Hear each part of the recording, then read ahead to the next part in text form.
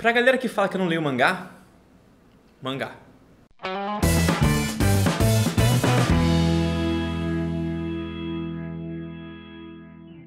Fala galera, Takeshi Pino aqui. Hoje a gente vai falar sobre O Homem que Passeia, do Jiro Taniguchi, eu acho que é isso, não sei falar em japonês, mas deve ser algo parecido com isso. E esse livro eu ganhei de presente da Devir, da Samela, inclusive, beijo Samela, porque eu citei esse livro, inclusive, naquele meu vídeo, famoso vídeo, não sei se famoso é a palavra certa, mas aquele vídeo sobre quadrinhos sem política, que foi um vídeo necessário, que se você não conhece esse vídeo, vai assistir esse vídeo primeiro. Quadrinhos sem política é um dossiê de meia hora, onde eu falo sobre essa situação toda que aconteceu aí recentemente. Enfim, é um livro que eu cito para falar sobre conflito em quadrinhos, porque esse é um livro muito peculiar, ele tem uma onda bem diferente do que a gente está acostumado a ver, porque é um livro onde, teoricamente, não tem conflito, né? Vamos começar sobre isso então. Antes de começar, se inscreva nas redes sociais todas, Facebook, Twitter, Instagram, aqui no YouTube também, ativa o sininho. Se você quiser conhecer meu trabalho para além do YouTube, minhas redes sociais estão todas aqui, o meu editor, Casian, vai botar essas coisas na tela aqui de algum jeito. E quer mandar livro para mim, caixa postal, tá tudo aqui, só seguir os links. E na descrição também, beleza? Então é o seguinte, O Homem que Passeia conta a história de um homem que passeia. E é isso, tá ligado? Não tem história. Não é verdade, tá? Mas a ideia basicamente é que é um livro contemplativo, onde você simplesmente tem um cara passeando e lidando com a cidade. É um quadrinho muito particular, e eu tô falando quadrinho aqui, eu sei que é mangá, mas mangá é quadrinho, tá? Se vocês terem um dia eu faço um vídeo sobre isso, mas quadrinho, mangá... Melhor, mangá é um tipo de quadrinho feito no Japão, tá? Não cria caso por isso não, por favor. Mas enfim, é um quadrinho, é um mangá, né, que ele é japonês, feito no Japão, mas por um cara que teve um contato muito direto com o quadrinho europeu. Então é um mangá um pouco diferente dos outros, porque ele tem uma pegada muito, muito europeia, muito cenário, muita contemplação, muito quadro por página, mais do que é o normal ter num quadrinho pequeno como esse, né? Porque o mangá tende a ser pequenininho, então ele tende a ter menos quadros por página. Esse tem até bastante quadros por página, né? Baseado no quadrinho europeu, que tem muito quadro por página.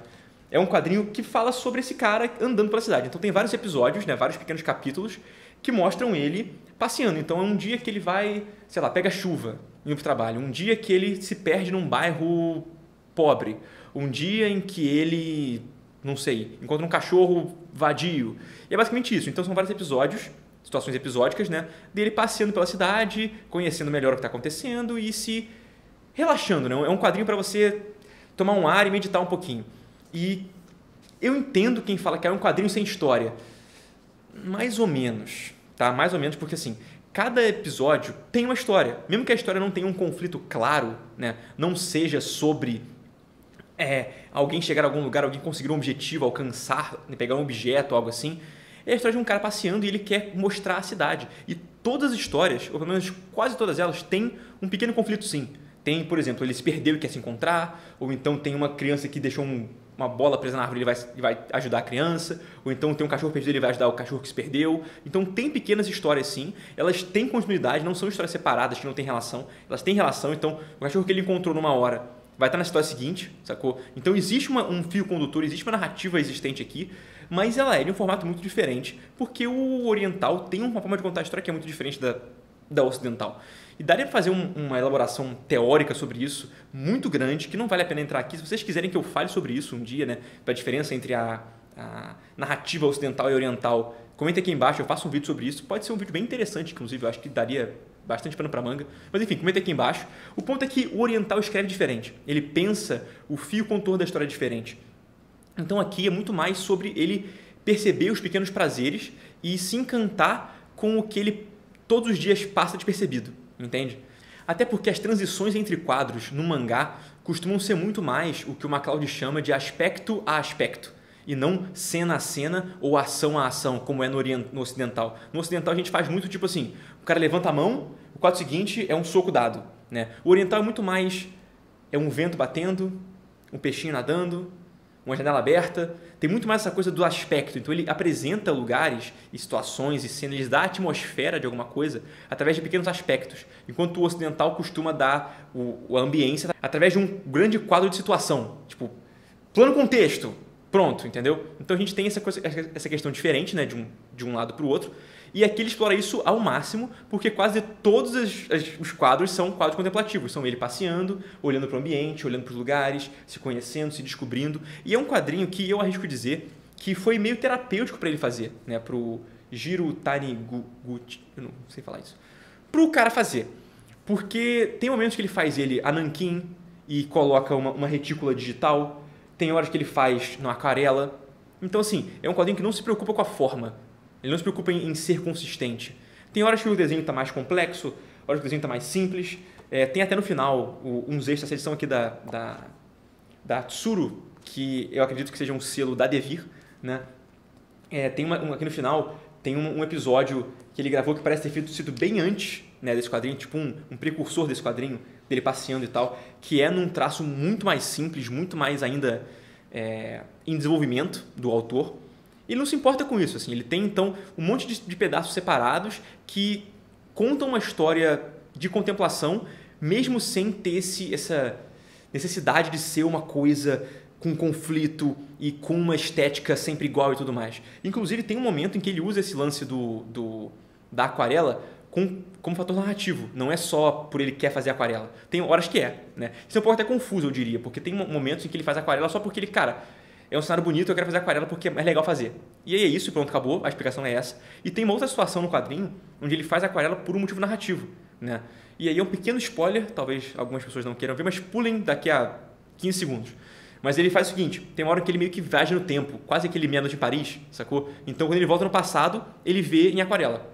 É legal, funciona, né? Mas quando já tinha usado aquarela antes, sem nenhum motivo, fica uma coisa meio perdida. Eu levei tempo para entender que, é o passado, a aquarela é o passado.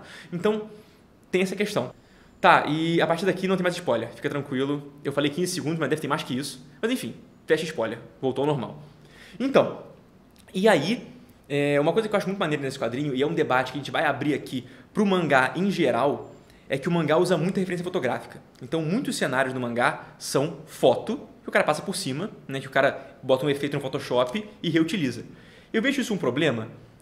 Depende. Até porque eu uso isso com 3D. Eu modelo 3D e uso como referência de 3D. Não é necessariamente um problema. O problema é o jeito que é usado. E, em geral, estou generalizando aqui, tá? Otakus, não me xinguem nos comentários, mas, em geral, o quadrinho, o mangá, ele tem muita foto, que é tipo foto, efeito Photoshop e acabou, entendeu? Porque o mangá se faz num tempo corrido, é uma doideira, a galera não dorme direito. Esse aqui não. Esse aqui ele tem uma preocupação, você vê que é foto, você vê que claramente é referência fotográfica, mas ele tem uma preocupação em fazer a quantidade de detalhes na proporção correta. Então, o que está no fundo está um pouco mais simples, o que está na frente está mais detalhado, né? Tem essa preocupação, esse esmero. Então, o cara fez um quadrinho sobre contemplação, porque com certeza ele ficou muito tempo contemplando os quadros, desenhando, e era terapêutico, com certeza era uma parada terapêutica para ele fazer isso aqui. Tem muito cenário, muito prédiozinho desenhado, muita árvore desenhada, e isso foi feito com paciência, com noção do que estava sendo feito. Não foi feito em correria como geralmente é feito o mangá. Por isso que é um mangá diferente e que eu particularmente gosto mais. Agora, falando sobre esse negócio de detalhamento, de cenário e tudo mais, como ele usa foto, nas fotos a gente tem um elemento muito complicado de lidar, que são as árvores, né? A árvore é um negócio que é muito complexo visualmente, ele é muito poluído visualmente e ele briga com os outros elementos. Em geral, quando você desenha, a árvore tende a ser simplificada, justamente porque ela é muito densa de detalhe e ela tende a ofuscar o resto das coisas. Porque se for desenhar folha por folha, vai ficar uma bagunça e ele vai levar o teu olho para ela direto, entendeu?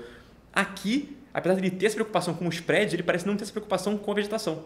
Então, muitas vezes, em cenas que aparecem árvores, a árvore é muito mais importante do que deveria ser, porque ela é muito detalhada. E você fica tipo, cara, essa árvore podia ser só uma silhueta, ou então só uma indicação de que tem folha aqui. Não precisa fazer folha por folha, entendeu? Isso está prejudicando a narrativa de alguma forma. Então, tem essa questão, uma criticazinha de leve que eu tenho ao desenho dele, porque tirando isso, cara, o desenho dele é muito competente, assim, é muito legal, os cenários são incríveis, a noção que ele tem de arquitetura, de composição, e é recorrente isso, tá, gente? Sempre que a galera desenha bem perspectiva e cenários, ela tende a ter uma noção boa de composição, porque uma coisa leva a outra. Você pensar o espaço, entender o espaço virtual da sua página, te ajuda com composição. Então, em geral, quem tem boa perspectiva tem boa composição. Diga para quem quer composição aí, estuda em perspectiva. E uma coisa legal que eu queria salientar aqui, que é um truque narrativo que eu achei bem interessante. Eu falei que ele usa técnicas diferentes, né? Então ele usa, às vezes, aquarela, às vezes muita retícula, né? Para quem não sabe, retícula é aquele pontilhadinho cinza, aquele pontilhadinho preto para simular cinza, né? E muito nanquim também. Tem uma hora, uma cena aqui, que talvez seja um spoiler de novo, tá? Então, de novo, o alerta do spoiler. Ele usa óculos, o protagonista. Então ele quebra o óculos e ele começa a enxergar sem óculos. E por conta disso ele começa a enxergar diferente e o leitor vê diferente. Então o desenho muda, o desenho fica mais difuso para que você veja através dos olhos dele. Eu acho isso muito legal, é uma técnica inusitada, mas que eu achei que enriqueceu. Até porque como é um quadrinho que é muito prédio, muito parecido o tempo todo, ter essa quebra de monotonia ficou legal. Então mostrou uma outra forma, outro filtro do cenário que ele sempre desenha. E volta ao não spoiler, acabou o spoiler aqui. Em resumo, gente, O Homem que Passeia é um quadrinho muito divertido, é um quadrinho contemplativo, é um quadrinho para você sentar e relaxar, sacou? Você pode ler, ele é bem longo, tá? Então não diria que é uma sentada só, ou então uma sentada bem longa, sacou? Mas é um quadrinho para você relaxar, não vai com pressa para ele, é um quadrinho para você sentar e se acalmar, e tomar um chazinho e ficar tranquilo e meditando enquanto lê, sacou? Aproveitando o que você absorve dos cenários, e é um negócio que, volto a dizer, eu sempre falo no canal isso, os bons quadrinhos para mim são quadrinhos que continuam ressoando para mim depois que eu terminei de ler. E esse foi um quadrinho que fez eu andar pela rua diferente. Fez eu sair de casa depois no dia seguinte e olhar para os prédios, olhar para as árvores e ver diferente, sacou? Então acho que foi positivo para mim, uma experiência proveitosa que eu recomendo para vocês. Então, O Homem que Passeia, dê uma olhada lá, o link está na descrição. Beleza? É isso, gente. Então, li mangá. Quem me xinga que não lê mangá, li mangá. É um mangá diferente, mas li mangá, então seu argumento acabou. Tá? E é isso. Então curte, comenta, compartilha, se inscreve, coisa que todo mundo já sabe. E no mais, aquele abraço. Valeu.